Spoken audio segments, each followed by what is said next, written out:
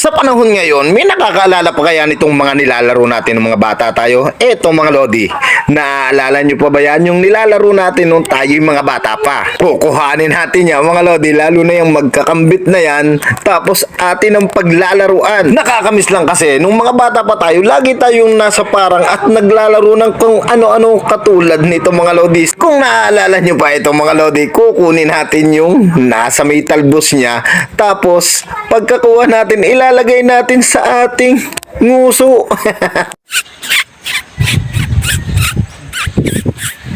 Oh, di ba? Kay sarap balikan ng kabataan. Tapos ito mga lodi, yung bulaklak na ito, nakalimutan ko ang tawag dito. Kukunin natin yan at atin namang hihipan hanggang sa mapanot eh.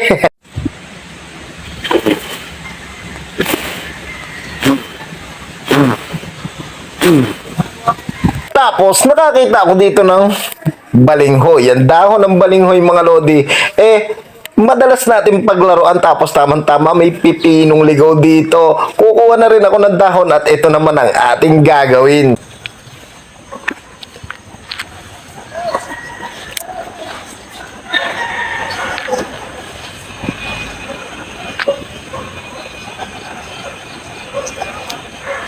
Tapos pag nakakita tayo ng bunga ng uray, kukunin na natin yung bunga. So, nag-iingat lang tayo kasi matinik yan, oh. Tapos gagawin natin parang pambudbud at iiit siya. Oh.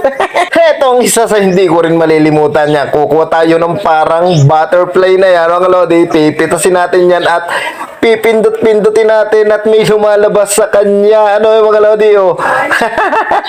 Nakakamiss talaga ang kabataan. Tapos pag magkakasama kayo ng barkada mo yan, may mangkit mga lodi, yung mangkit na yan, kukunin mo at ipapaltok mo naman sa kalaro mo. Ito, ang pinaka-paborito kong laruin yan, bulaklak ng guyabano. Mga lodi, naalala nyo yan? Kuko tayo niyan at ipapasok natin sa ballpen. Ano? Yan, sa magkabilang dulo ng ballpen. Tapos ganito yung ating gagawin. Yan yung ginagawa nating supla. Diba mga lodi?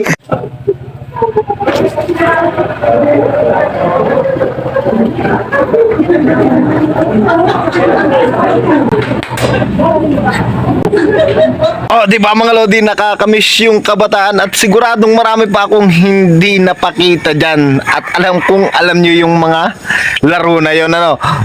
So, pwede nyo ilagay sa baba yung mga laro na naisip nyo nung mga bata pa kayo. Kasi marami na ngayong mga kabataan na yan, puro gadget. Puro gadget. Hindi natin katulad na ang dami nating napaglilibangan laruan nung ating kabataan.